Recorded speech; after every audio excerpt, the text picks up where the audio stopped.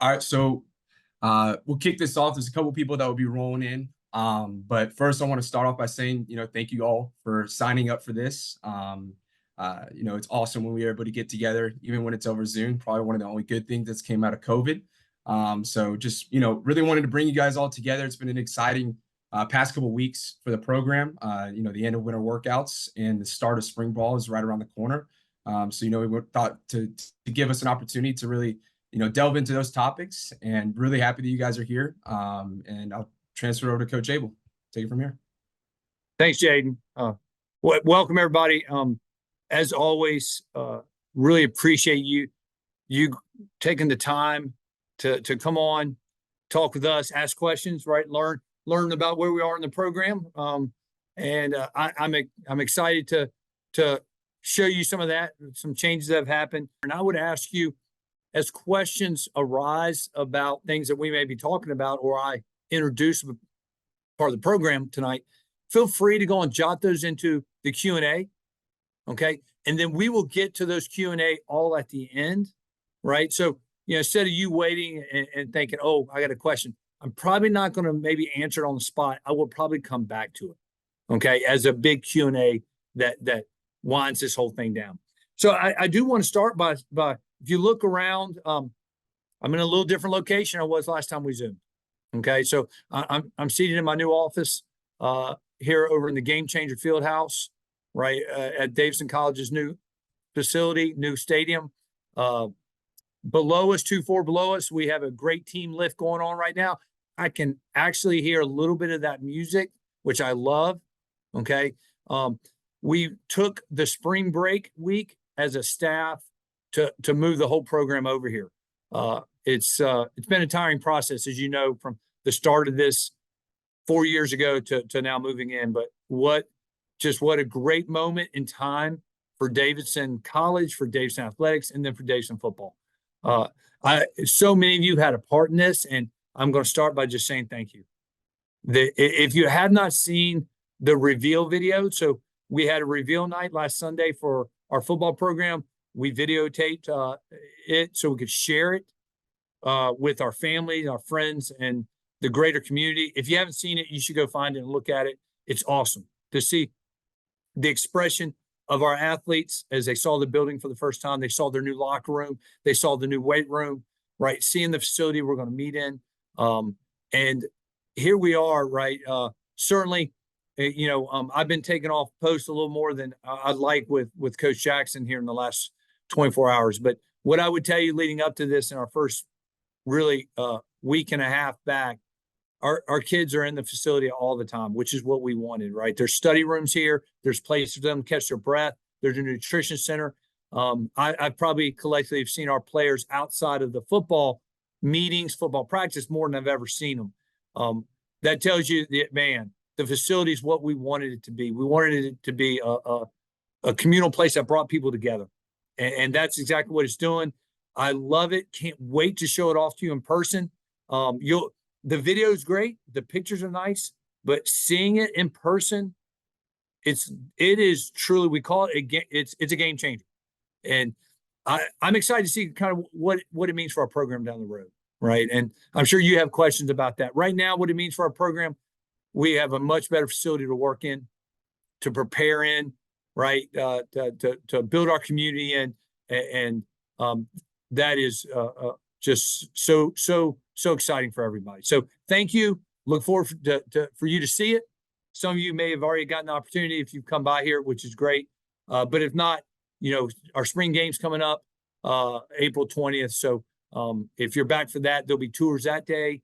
But if you're not around, you should give myself a call, give Jaden a call, give Alex a call when you're in town, and we'd be more than happy to show it to you. Can't wait to show it to you, matter of fact. Next thing I'm going to talk about is I'm going to jump into our recruiting class a little bit now that we have finished that. You've seen through the 2 signing periods, right? We've had an early signing period back in December. We had a traditional signing period in February. And then there's always a regular decision period. So the early signing period yielded 21 scholar athletes for us. Probably a little lower than what we've done in the past, but close, good number. Really good group. And I'm going to get into some of the uniqueness that came with this year. And we'll have 5 more kids signing with us through the regular decision process here in the next really 10 days, 10 to 14 days. Okay. Depending on the mission dates and so on. Right. So exciting time for our program. Anytime you bring new people into your family, it's an exciting time. And like so many of our classes, they come from all over, right? They come from the West Coast. They come from really southeastern United States to Texas to the Midwest to New York, right? So excited about that. I always think that's a great thing. One of our goals has always been to really search long, hard, and all over to find the best scholar athletes that fit Davidson College and Davidson football. They go hand in hand, right? And we've worked extremely hard. I'm really proud of our staff. And maybe, I'll be honest, maybe the most difficult year in doing that.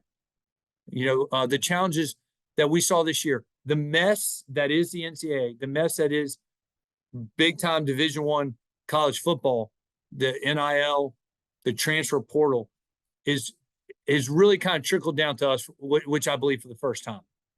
I tell you that not because the transfer portal has really hurt us, but it hasn't hurt us. But instead, what's happening is because of NIL, there's a lot of room out there to take bigger rosters, and their kids who aren't scholarship kids are getting offered NIL money, right? That to attract them instead of scholarship money. They're not scholarship players because they need roster numbers.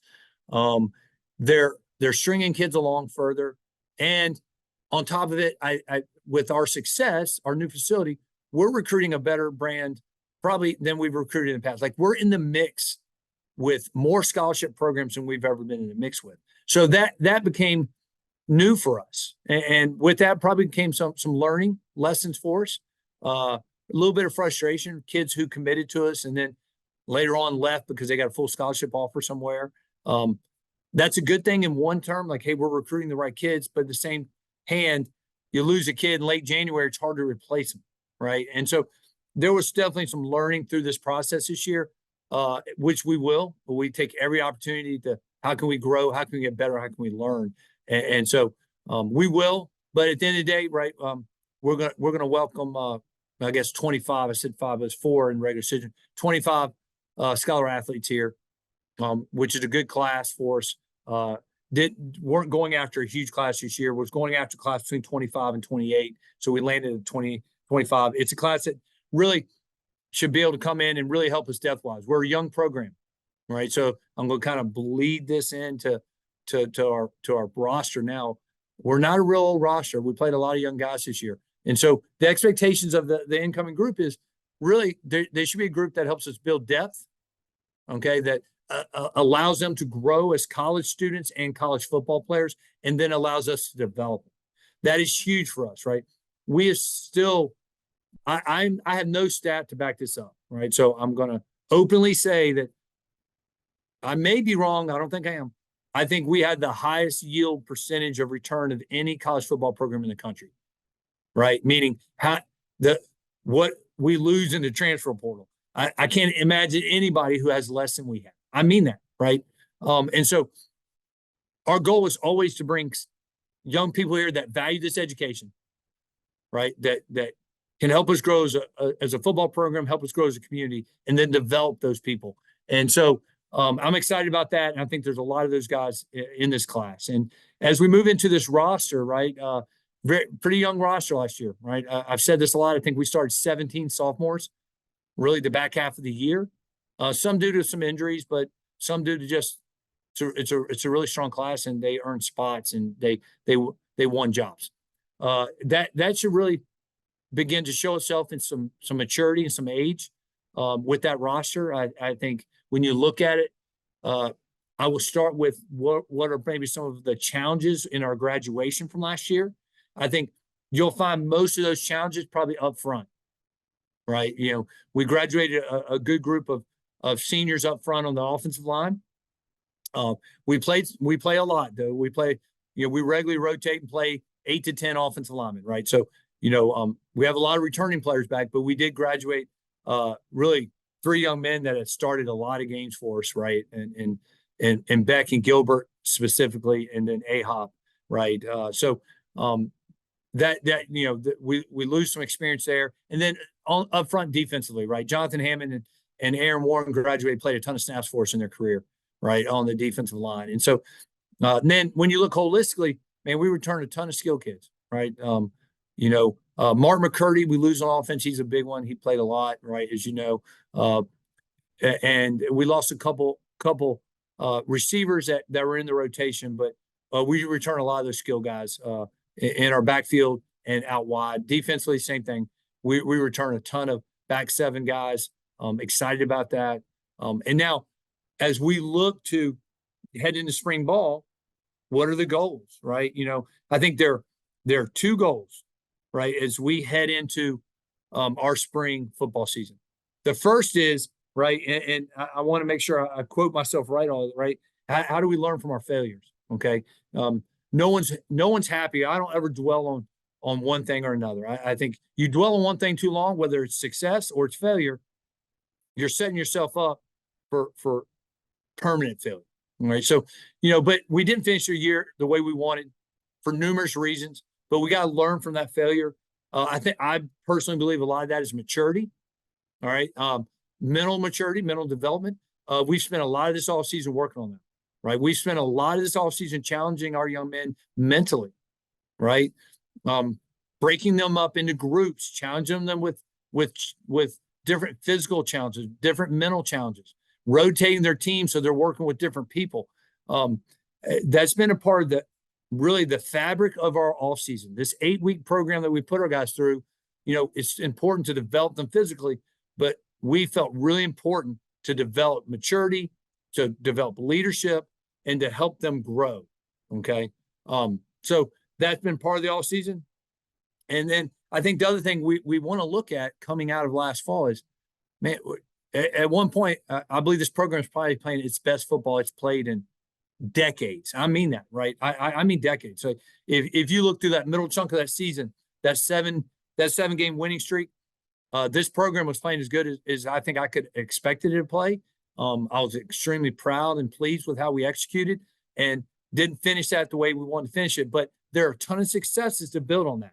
So as we looked at this offseason and this 8-week stretch, how could we build on those successes but learn from our failures? And now as we take that into actually on the field of spring football, we'll do the same, right? How can we develop mentally, right, to work through when things aren't always as good as we want? We need to handle the bad a little better. Okay. How do we build on those successes? Right. So, I'll start kind of the way I started with, how do we handle the bad a little better? Right. So, I believe this, I've believed it my whole career. You have to expose your group to failures during workouts, during practice, so they understand how to handle it. So when they get in crunch time, they handle it a little better. Right. And so, we'll have competitions where somebody will fail. It's a part of life, and it'll be a part of football practice. It's been a part of the weight room. All right. And they'll learn from that and grow from that. Leaderships will develop. We'll be better prepared on the field for that. And there are successes. I mean, there's so many, right? We return really 90% of the statistical offense. Last year, we returned like 10% of the statistical offense. So we're the number one scoring offense in the country. Well, we returned 9% of those touchdowns. Okay. We returned 9% of those yards. Ton of skill sets to build on.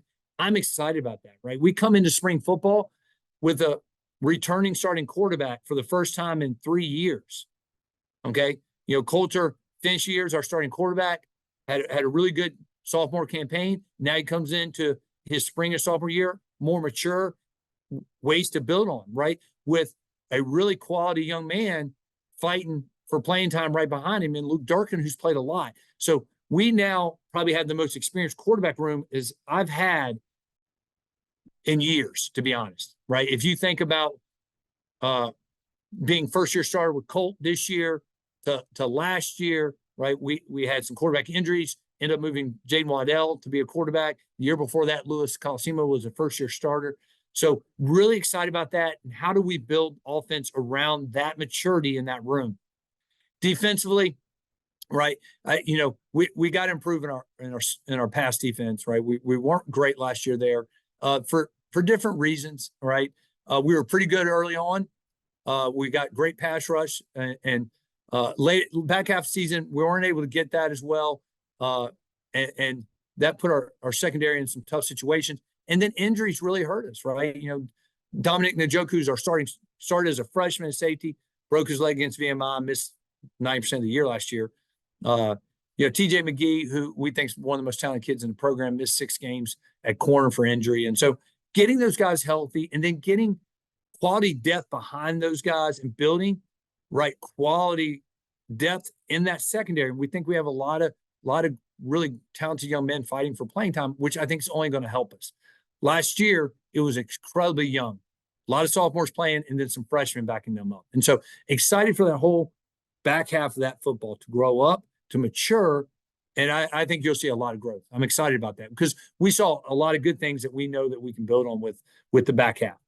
Then up front, right, I think we have a core of really talented young men up front on the defensive line. We've now got to develop some depth.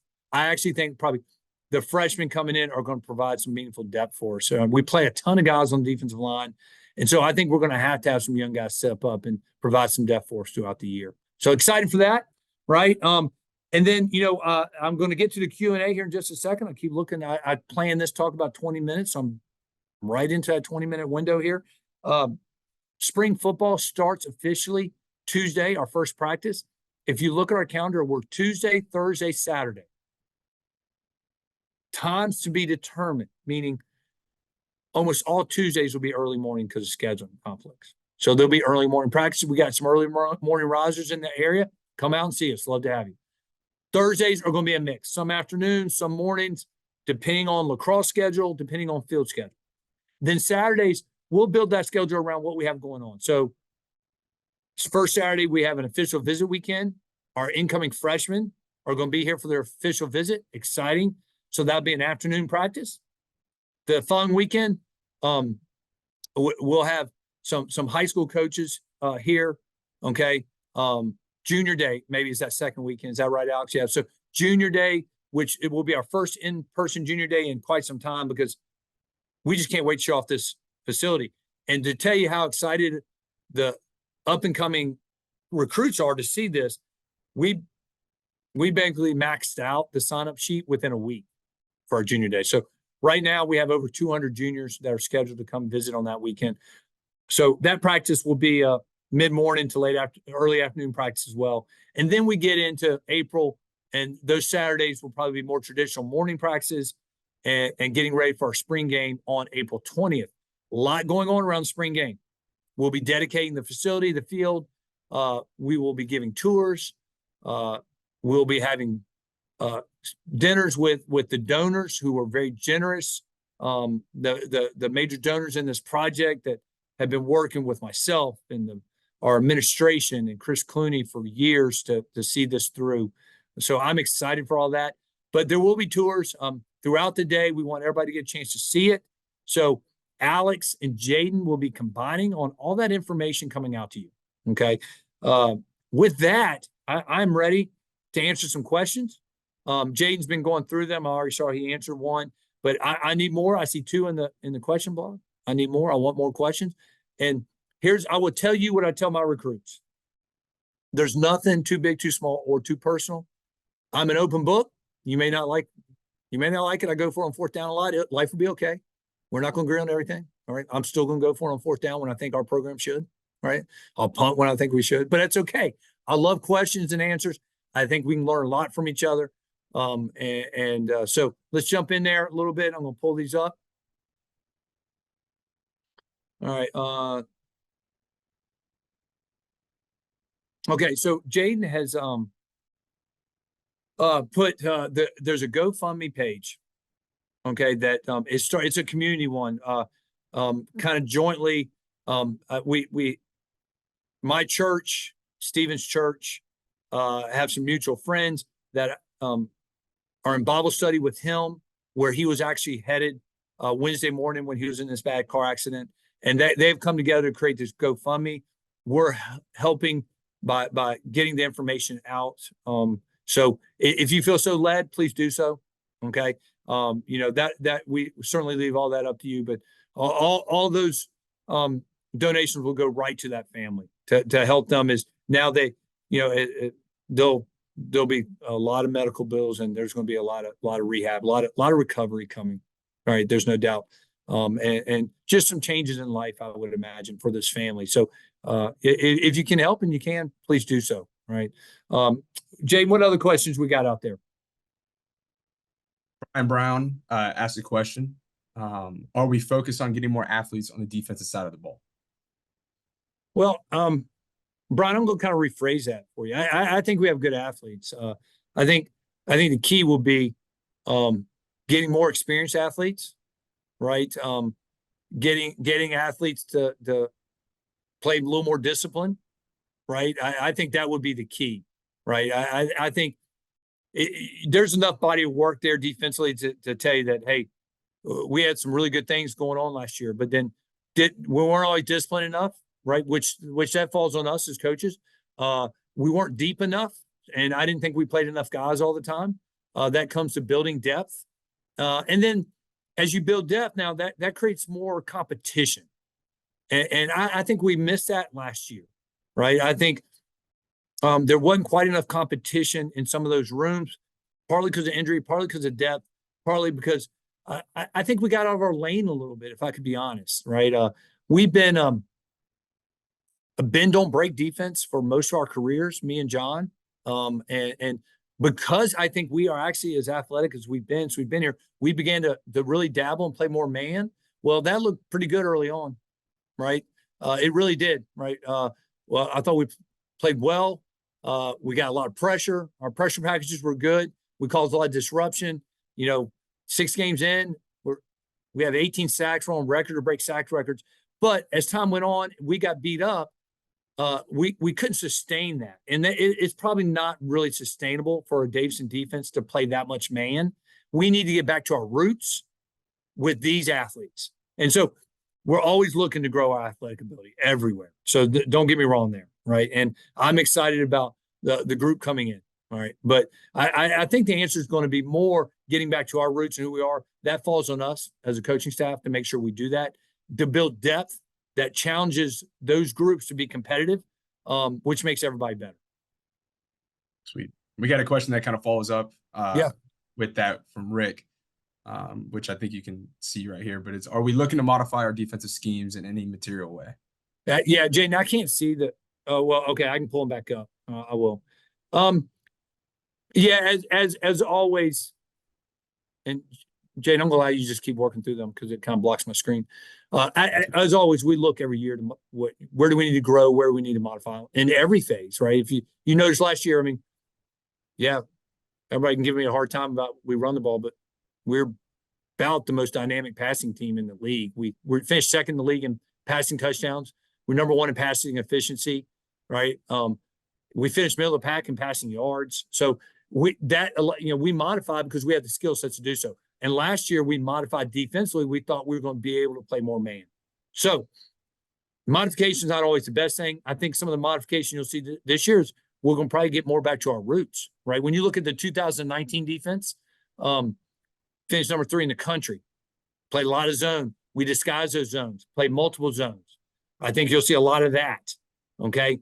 We didn't have a whole lot of stunt packages, not a lot of blitz packages. Worked hard at being great at what we do. I think last year we probably got a little too creative with our scheme packages. So kind of going along with that first answer, I think some of the answers getting back to our roots. I mean, this will be year 31 for me, 31 coaching football. I'm really proud of that, right? I'm not that old, right? So 31 years of doing this. I've never stopped growing and modifying. We'll continue to do that, right? How we do it will be very calculated, right? Because, having a handful of bad games at the end of the year, which is what it was defensively. We did not play well at the end of the year. There's no doubt about it, right? And I'll probably go as far back as Stetson. We didn't play great at Stetson. We outscored some teams. But that it's a sample. We got to figure out what happened. I think we have. A lot of things led to that. So getting back to the simpler part of what we do, it will be probably the modification you see the most. Yeah. Sweet. So Mike Harris says, Coach, always a pleasure to hear you. Also, I'd like to give a shout out of gratitude to Coach Fag, who I see on this call. Give us an update on what last year's seniors are doing post-graduation. Yeah. Well, hey, thanks, Mike. Appreciate it. And as always, right, man, Coach Fag is the rock of our program. You all know that, right? So I appreciate Mike acknowledging him there. So our seniors, man, they're going to do a lot of things. As always, for those of you alums that are on there, you amaze me, right? I say our football scholar athletes are the best of who we are. You were a football scholar athlete here at Davidson, and probably in your world right now, you're the best of what your world has to offer, right? And so we'll start with, we have some guys going to postgraduate programs to play football, right? Jonathan Hammond, right, is going to William & Mary to play. Really excited for him, happy for him.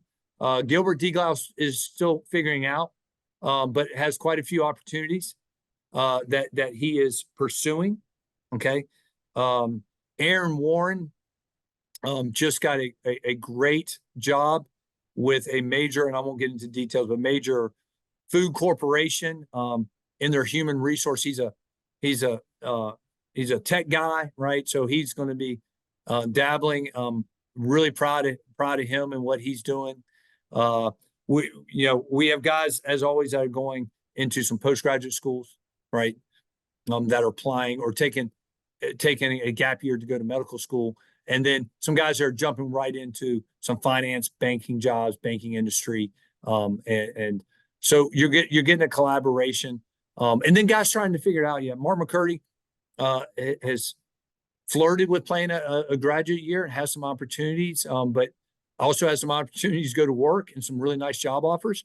So he's still weighing it out per se. And so, as always, they have plans. They're heading in the right direction.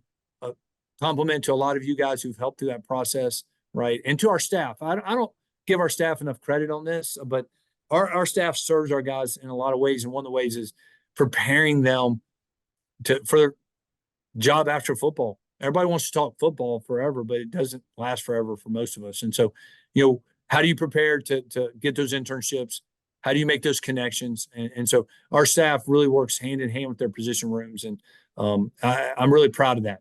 And this is something that I'll say is probably concerning for us a little bit. And I like to admit the concerning parts. I'm a real positive guy. Y'all know that. But we got 3 young men that are graduating early. Right. And I say that's concerning, right?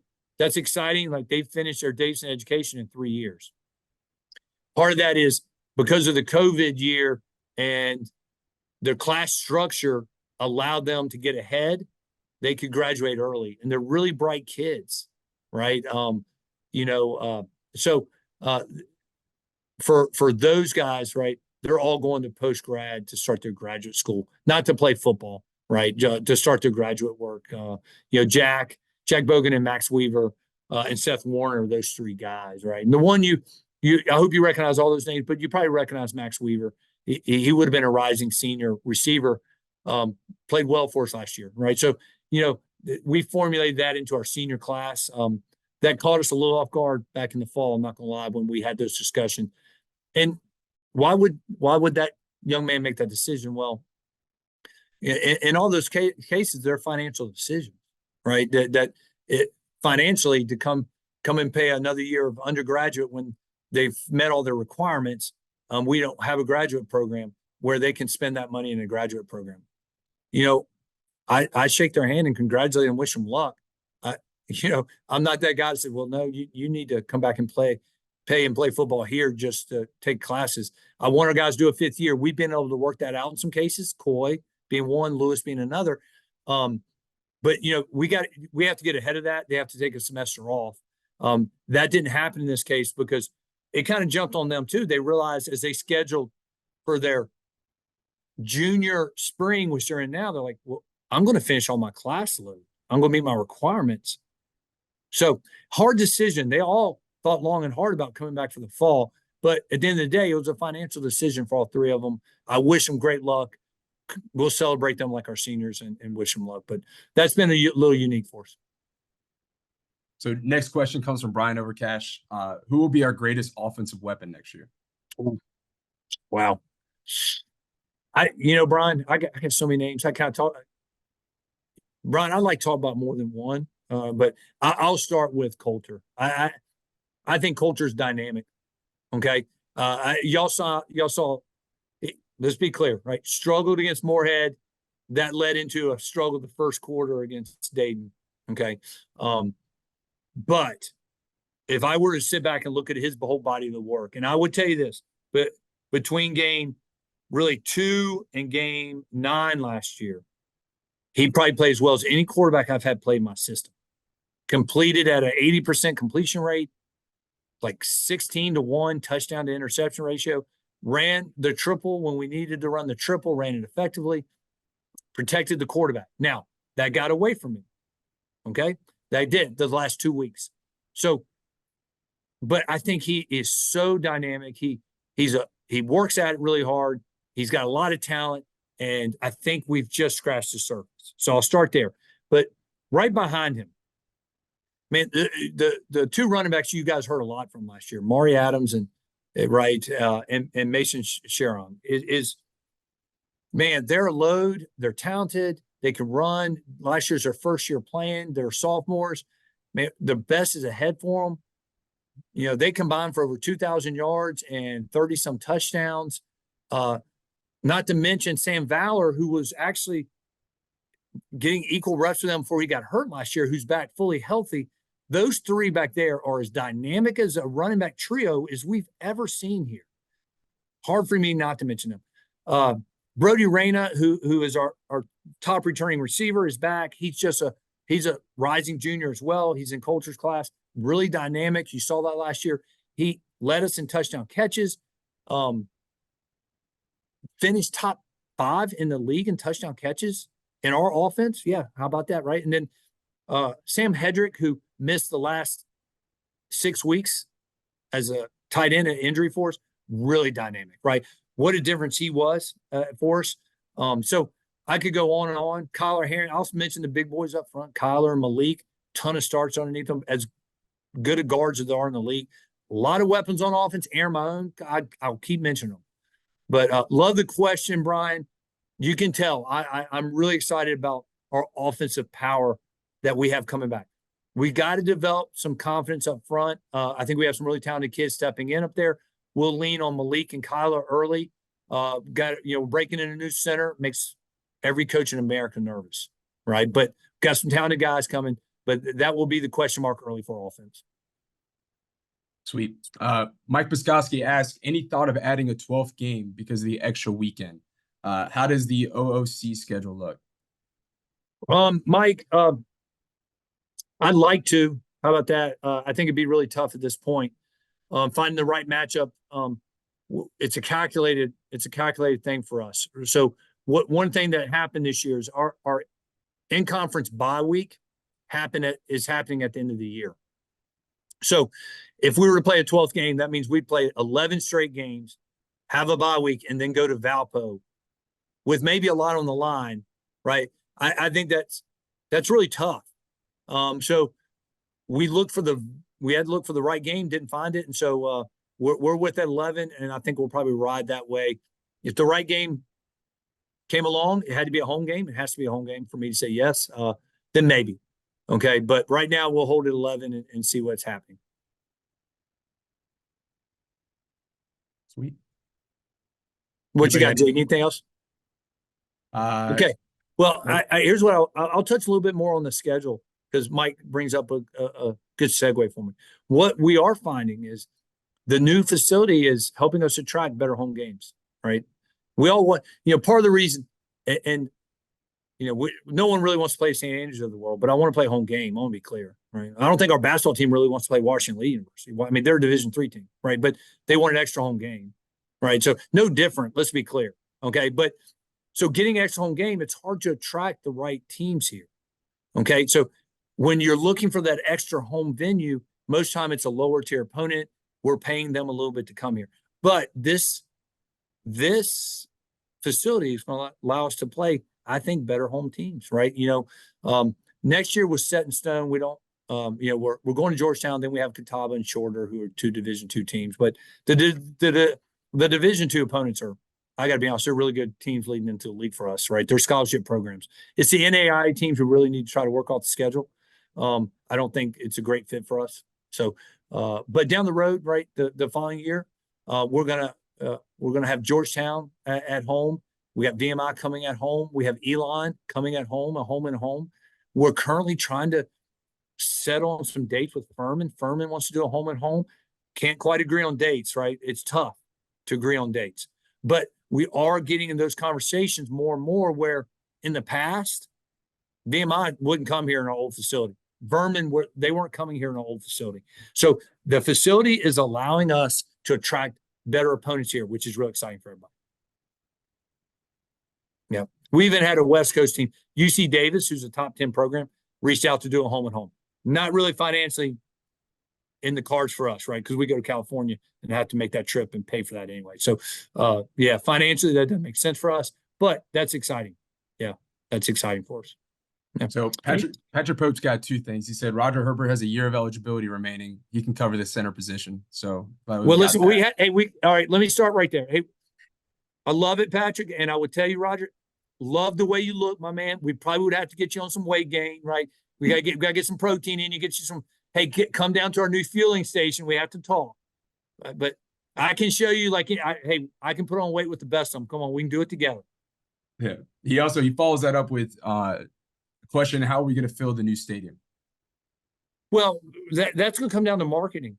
Yeah. You know, and I think that's something that I am talking till I can't talk anymore about it around campus all the time with our marketing people.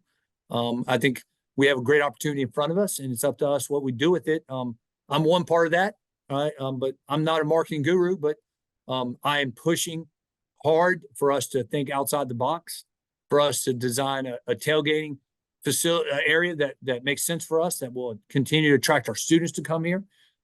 I think initially we're going to attract a bigger crowd, right? The jumbotron, when you're here in the stadium, it just allows for such a better fan experience. I cannot wait, right? The lighting, it's just, I can't do it justice. I'm excited for everybody to see it. So I think that's initially going to help, but we're going to have to do the hard part. You know, our marketing teams here are going to have to work real hard, as they do for all our programs, to continue. I mean, our campus is not going to fill our stadium. We're a 2,000 student campus, and it's a 6,000 seat stadium. So, you know, our old stadium sit just under 5. So we were doing a great job of filling that up, right? I think we finished second in the league last year behind Morehead State. I would debate those numbers a ton on Morehead State, but I'm just so. But we're, you know, so now we got to take it to the next level. As every program, everybody's got to grow. So excited to see how our marketing team designs the ways to attract more and more, you know, fans here to our stadium. All right. Does that wrap us up? Hey, I want to close by thanking every one of you. I love our fan base. I love seeing you at other events. I've been able to see quite a few of you at basketball games. And I see you around town, or I see you when you come in town. And, you know, it's always a great day in Wildcat country, even when we have tough days, right? You know, even when we're going through hardships, like we're going with Coach Jackson, or, you know, our beloved Greg Johnson passed away, right, last month, and that's a hardship. But we do it as a community, and I'm reminded all the time, right, what a precious community that we're a part of. I hope you appreciate it as much as I do, right?